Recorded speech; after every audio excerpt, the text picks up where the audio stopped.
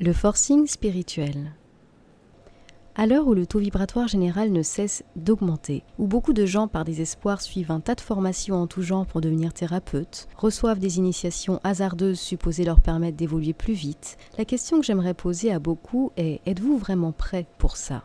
Ce que j'appelle le forcing spirituel, c'est le fait de vouloir déclencher des phénomènes, poussées, vocations qui ne sont pas censées l'être. Je récupère des consultants en errance parce qu'ils ont suivi des stages de chamanisme dans lesquels on ne leur a même pas appris la base qui est l'ancrage. Des personnes qui frisent la folie parce qu'elles ont voulu provoquer une montée de Kundalini ou une ouverture précipitée de leur couronne en pensant qu'elles allaient vivre l'extase. Des thérapeutes pressés d'exercer après quelques stages dont l'activité ne démarre pas. La raison à tout ça ? Ils ne sont pas prêts ou pas destinés à vivre ce à quoi ils s'accrochent à tout prix.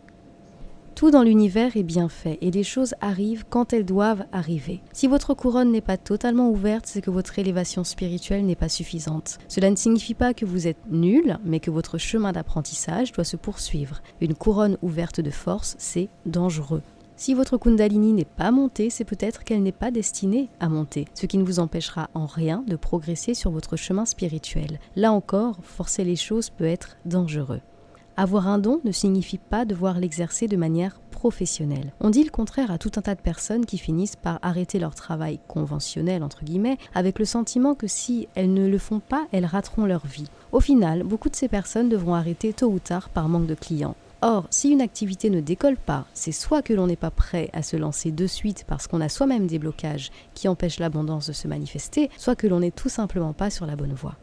La spiritualité n'est pas une course, c'est le chemin d'une vie qui doit d'abord être vécu comme un plaisir et non comme une angoisse ou un but à atteindre. Que cherche-t-on à combler lorsque l'on veut à tout prix que tout se passe dans la vitesse ? Que cherche-t-on à se prouver ? Pourquoi ne pas se contenter de ce que l'on a à un moment T de notre vie, de le savourer et laisser venir à soi les choses naturellement ?